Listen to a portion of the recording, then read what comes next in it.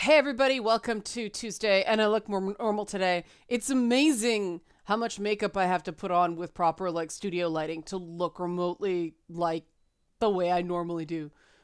Ginger problems. Anyway, um it turns out the rest of this week is going to be feedback on yesterday's video about the boob armor because so many secondary topics came up and they all sort of need their own thing. And the first sort of bucket of comments, and there are already hundreds, and the video's only been up for a day. Yikes. But the first kind of bucket is people like, why give this attention? I hate that people are talking about this.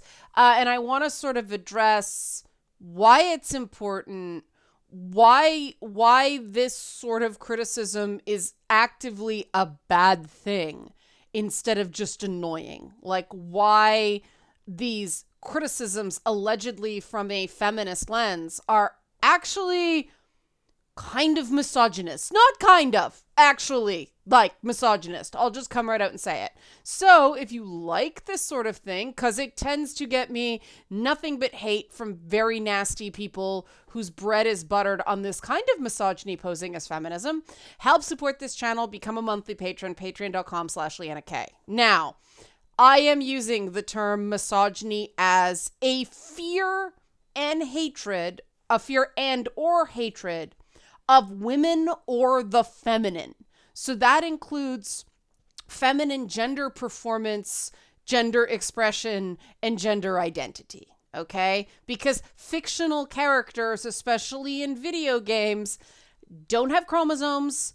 They usually don't have anatomy. That's not what we're dealing with here. We're dealing with female and feminine performances, right? Expressions of femininity. That's what we're talking about here. And I back in 2012 when all this sort of feminist frequency and tropes versus women and all this stuff first got going, I was of the opinion of, let her talk, let her have an opinion. People have the right to speak. I still believe that. The problem was that particular type of criticism and analysis got such a foothold, and there was no counter argument that got covered. It started affecting content, and it started affecting content in ways that actually weren't any good. It actually started harming the properties that took it to heart. And I mean, it started with the idea of video game companies everywhere admitting that they were overusing the damsel in distress trope. That was fair criticism, but it didn't get left there. Overusing the damsel in distress trope doesn't mean you can never put a woman in peril, but it went beyond that to any depiction of a sexy, confident woman was seen as something that inherently offends women. And if you watch any other form of media that is designed for women, you'll discover that's just not the case. Women love watching other sexy women. It's just a question of what is depicted as sexy, right? If what is depicted as sexy is basically the carbon copy of the same type of woman over and over and over and over again, and there's no variety, no diversity in what is considered attractive, then people start calling bullshit. And that, is something that we could rightly criticize about the Star Wars franchise from a feminist perspective, right? Why they all gotta be friggin' brunettes, right? I mean, at least with Bo-Katan, she had the danger hair, right? But why is every female lead in Star Wars a white brunette? That is fair to ask, right? Why is it always that? It's just thoughtless. It's just somebody got it in their mind that is a Star Wars lead. They all have to be a more boring version of Carrie Fisher. Or in Gina Carano's case, Carrie Fisher with muscles. They don't think outside the box. In that regard, it's so tied in. I would like to see that change. I would like to see Star Wars start diversifying away from that, as they have with the male characters. They're not stuck into everybody looking like Mark Hamill and Harrison Ford, because, I mean, good luck with that. They've both got very, very distinct faces, right? But this whole thing of, oh God, if you see even the slightest contour of a breast, let's freak out, it's sexist. That attitude is actually a form of sexism in itself. It has elements of both benevolent sexism and hostile sexism. Benevolent sexism, for people who haven't been watching my content that long, is a form of sexism that seems beneficial in the short term, because it puts women up on a pedestal and gives the perception that women are like inherently morally superior beings. But what happens is, because of that pedestal, you have a lot more restrictions on what you can do as a woman and what you can do with female characters, because transgressions are more severely punished. Like, the most significant example is, there's guys taking their shirts off all over the place on TV now. It's just like, whoop, like it's starting to become a bit uncomfortable. The number of unnecessary shirt lifts that go on there's no purpose for it. It's just, guy with no shirt. And, but if there's gratuitous TNA from a female perspective right now, you get that. That's sexist. Hate to break it to you. It was sexist back in the day because it was only done with women. Now the problem is we've gone to the other stupid extreme where they're not recognizing that, having a guy take off his shirt just for the sake of taking off his shirt is just as objectifying as when you have a woman do it. But now there's this ridiculous double standard that now, like, men aren't even allowed to say it's objectifying, as what's his name, Kit Harington, the guy who played Jon Snow, got like demolished on Twitter for saying that he found all the nudity in Game of Thrones objectifying. So men are having to do these ridiculous, like, low carb diets to the point that, like, they joke about it on TV shows about guys and carbs. And, women, no, not at all. It's just gone the exact opposite way instead of getting this balance. Now, okay, there is still a lot more female partial nudity or female nudity on television than there is in video games. And I think that's a temporary side effect of people still believing that video games are primarily for kids, even though the data doesn't say that. We'll get back to a happier medium. I'm secure in this based on, seeing the pendulum swing for too long nowadays. But what happens when men are getting more and more things, more freedom in terms of gender expression? Now, in the real world, I'm talking in media, okay? In the real world, a lot of people are like, that's not true. I have all these restrictions. Yes, I'm talking in media, right? Everybody knows that, a dashing male lead can go up and say a line to a woman in a TV show or a movie that would get a guy slapped or internet canceled in real life. I'm, again, talking about gendered performance in media, gender expression in media.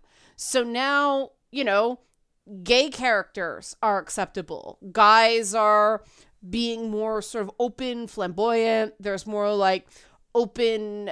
Men are able to be seen more. We're getting a lot more full frontal male nudity on premium cable. Those taboos that previously affected men in terms of having to be heteronormative are lessening. So male portrayals on television are opening up to the fact that Wentworth Miller has said he's not going to play straight guys anymore. He thinks all those stories have been told. Only a white guy would say that, by the way, but I still love Wentworth Miller. I wish him well. I hope he comes back to Legends of Tomorrow or something as that character. I liked that alternate future. I'm digressing. Meanwhile, women are getting put in smaller and smaller and smaller and smaller boxes, right? It's almost the opposite of what the perception is in the real world. Like, guys are like, oh, women have all these freedoms, and men, we can't do anything anymore. The reality is that, yes, men feel that way. That's a valid viewpoint.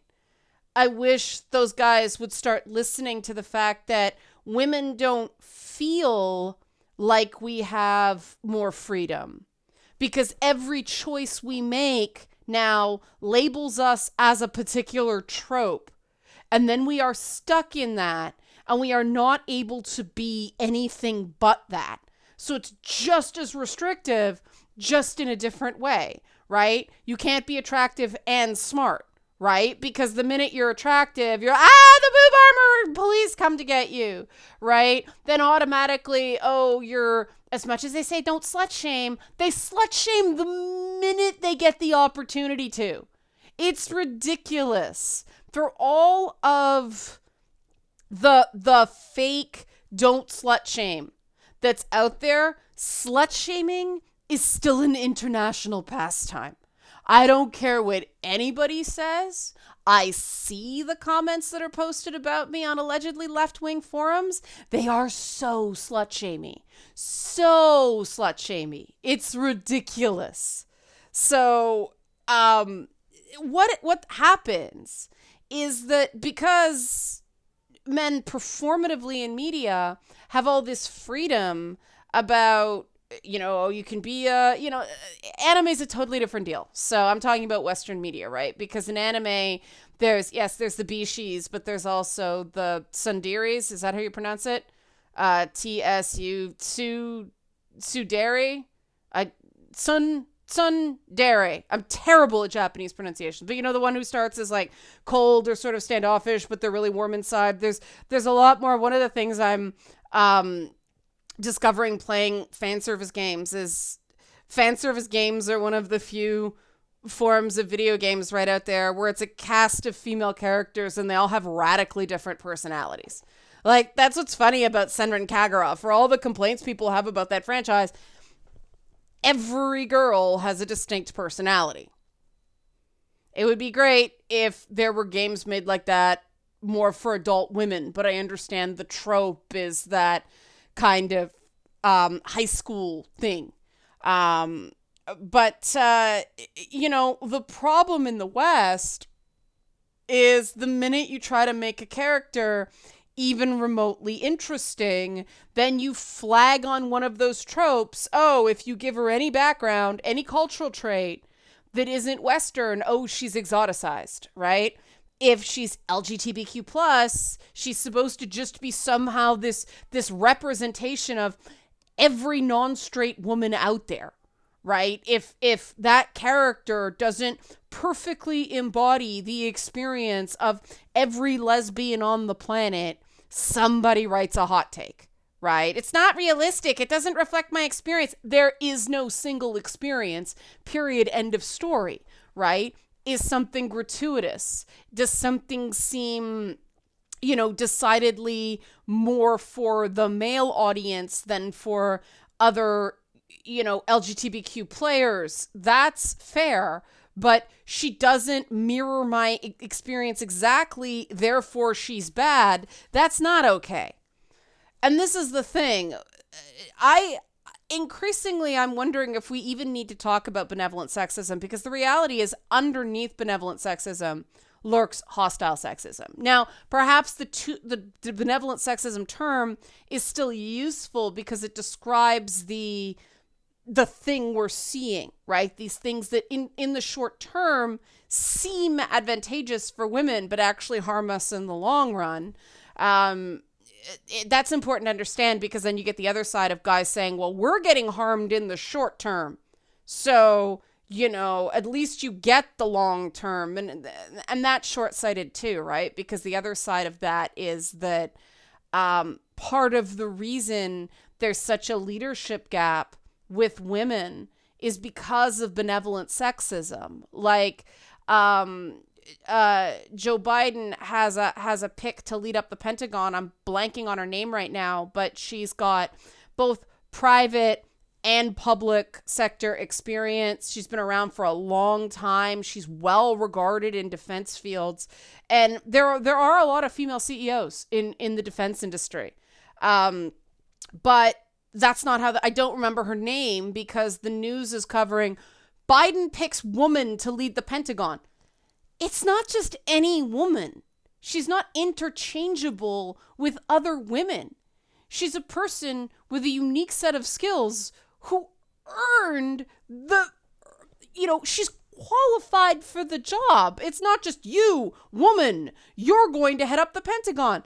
That's how it works, right? It would never be Biden picks man to lead the Pentagon because people could be, can you be a bit more specific, right?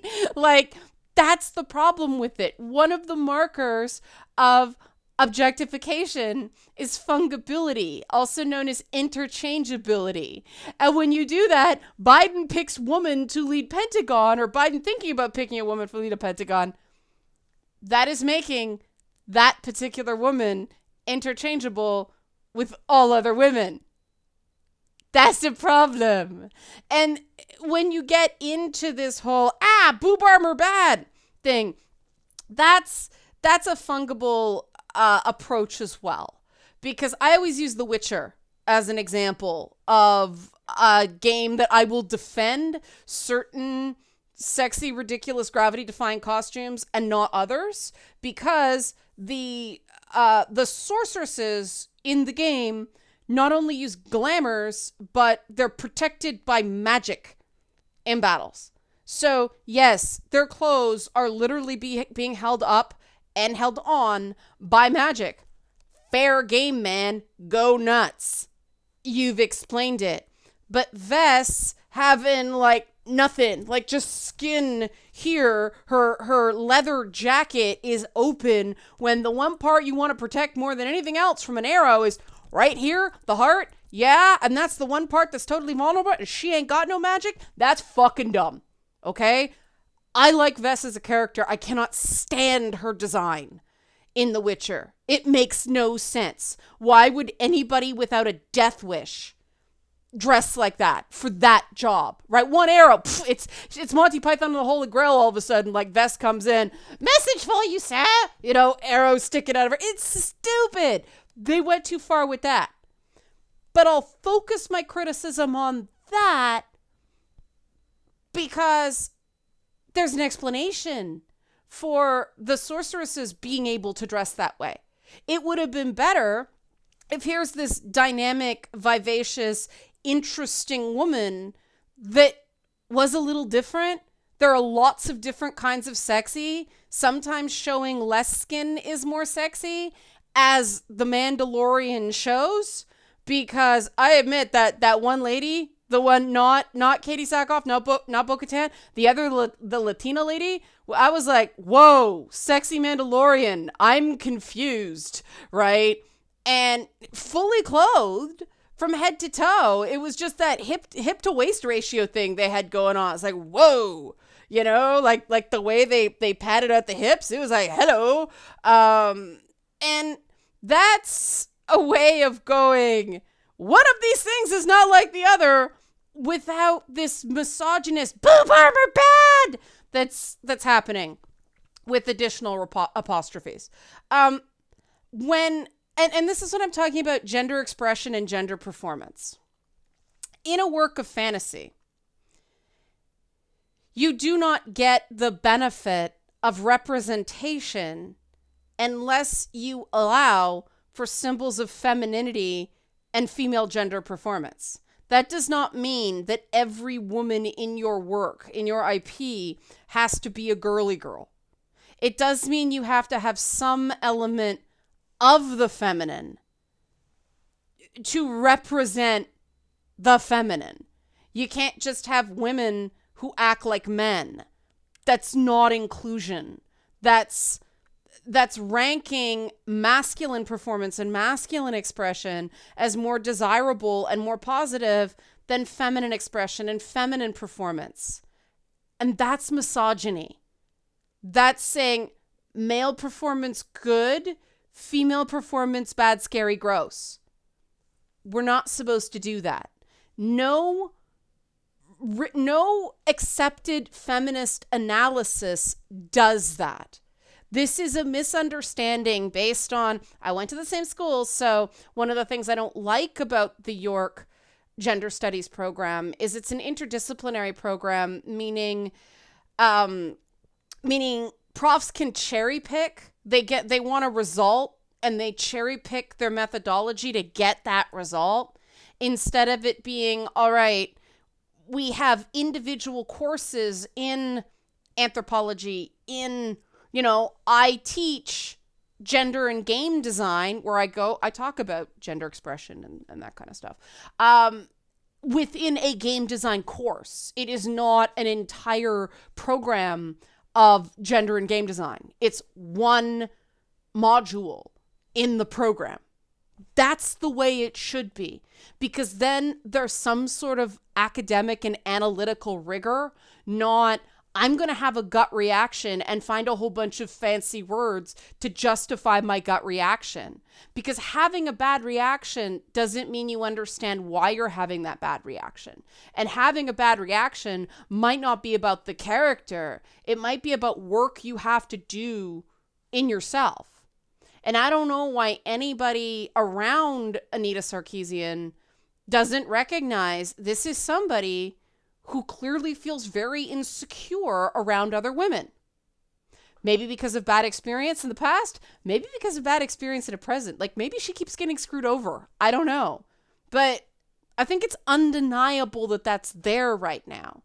In order to truly promote equality for women, we must be able to say that gender is a spectrum that is a straight line.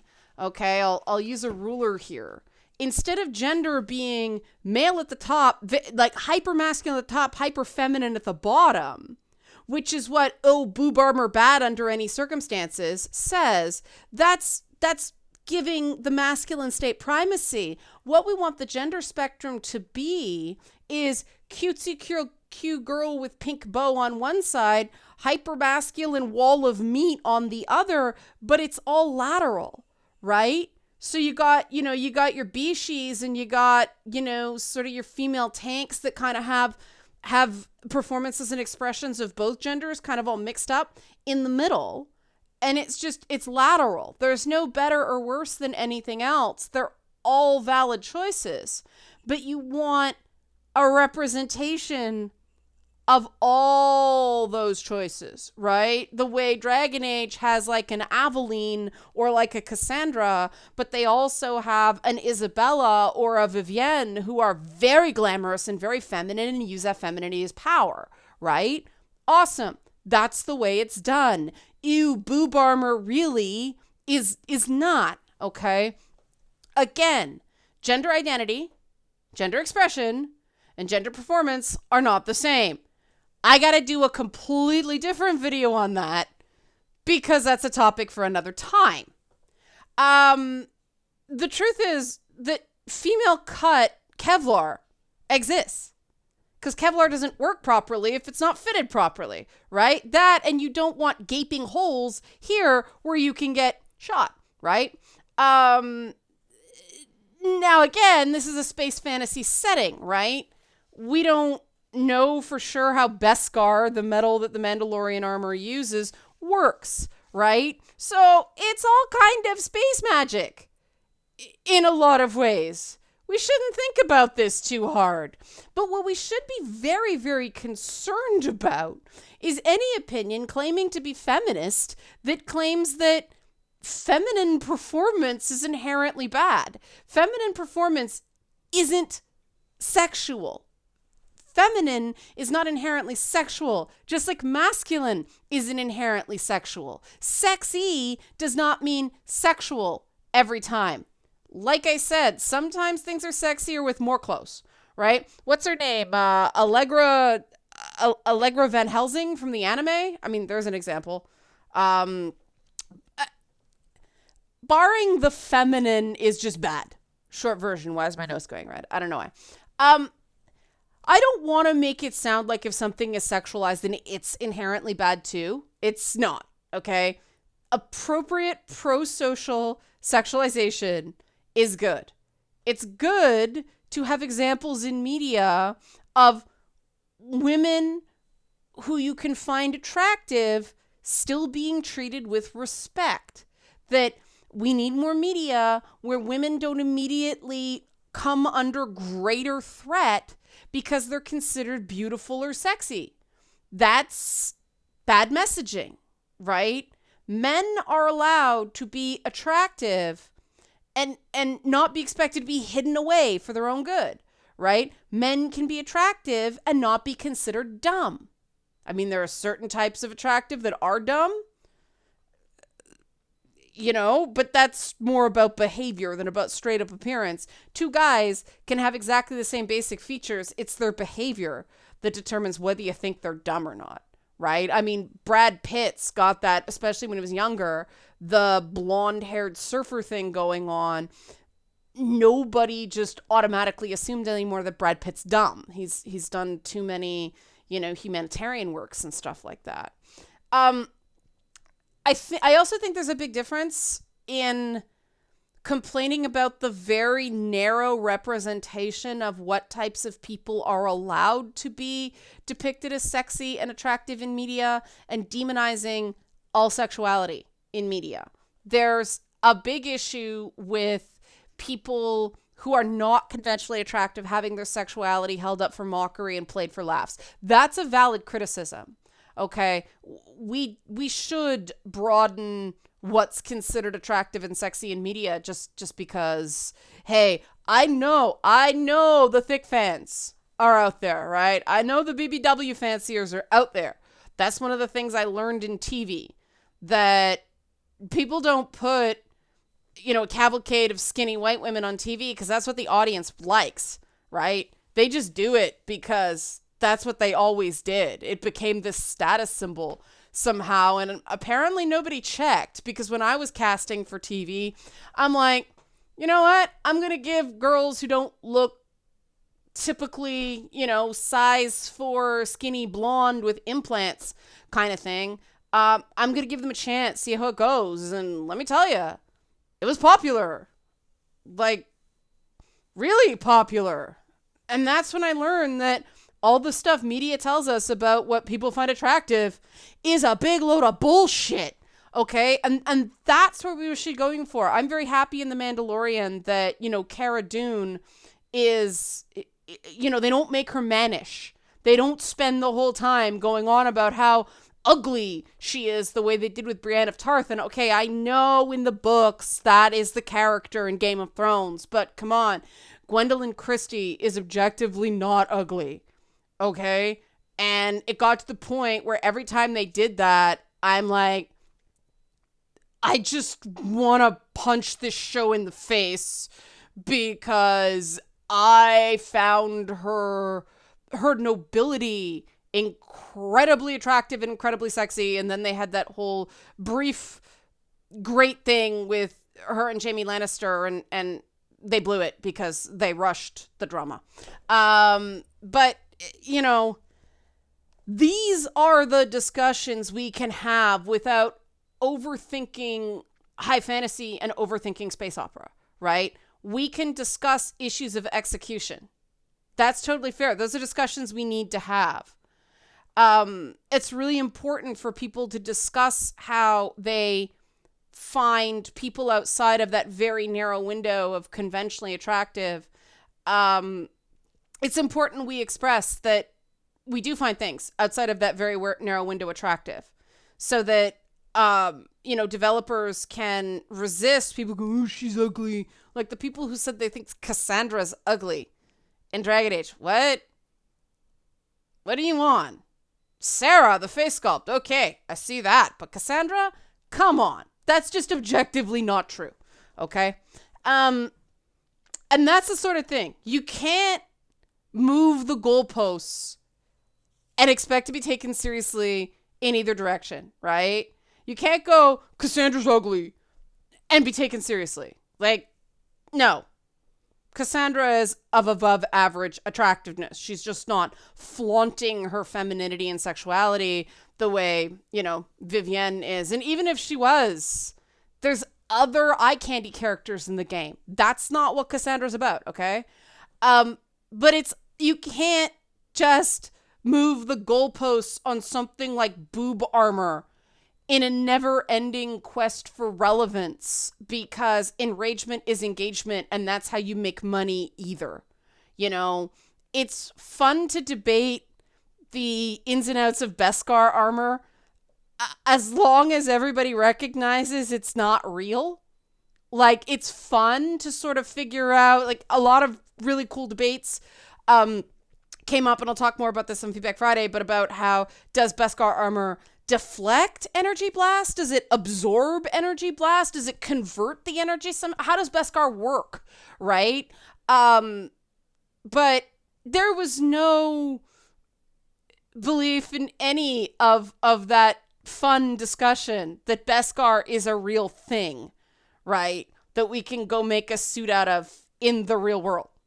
It's not. It's like vibranium, right? Not real. And it's really important that we all recognize that. And I'll say, just to be fair, I'd like to see more women of color in The Mandalorian. I already said, I think that what a Star Wars woman looks like in the canon media properties is too narrow. Not true of the games, right? They are much more diverse in the depictions of women. Even though I'd like to see more women of color represented as like humans in The Mandalorian, it's got great body shape diversity for a show of this kind. It's understandable that everybody would kind of be fit because they're all mercenaries. But you got like Latina Mandalorian lady who is like, whoa, very classically sexy. Then you've got, Gina Carano, who's incredibly attractive in her own way. I mean, woman's got sex appeal, right? But see the difference there? I'm saying I'd like to see more of this, but you did this really well. That's what we have to do more of. Not just, ew, boob armor, are you kidding me? What do you like? Like, The Mandalorian does great diversity in their directing roster. I mean, they've got Taika Waititi and Bryce Dallas Howard, and I'm going to blow this guy's name. Rick Famuyiwa? He's I forget which episode he directed, season 1. Deborah Chow is a director, so at least you've got, an Asian woman represented in, and they did have that one bounty hunter character, didn't they, in season 1? They did have that one representation there. But like, let's reward that, and let's go, that, I like that. Do more of that, please, instead of just focusing on what we didn't like. Because here's the thing, if you're constantly negative, and I see this, okay? I see this in meetings from the inside. This is just fact. This is not what I would like it to be. When you constantly go negative, eventually people just go, well, he doesn't like anything, or well, she doesn't like anything. So we're never going to please that person. We're not even going to try. And I do think that's going on with the whole tropes versus women deal right now. But I do think it gives us the opportunity to be able to talk about this stuff at a time people are paying attention and get some good stuff into the collective bloodstream to ward off some of the bad. So if you like this sort of stuff, help support this channel, become a monthly patron, patreon.com/AnnaK. Gender expression, gender performance, and gender identity tomorrow. Thanks for watching.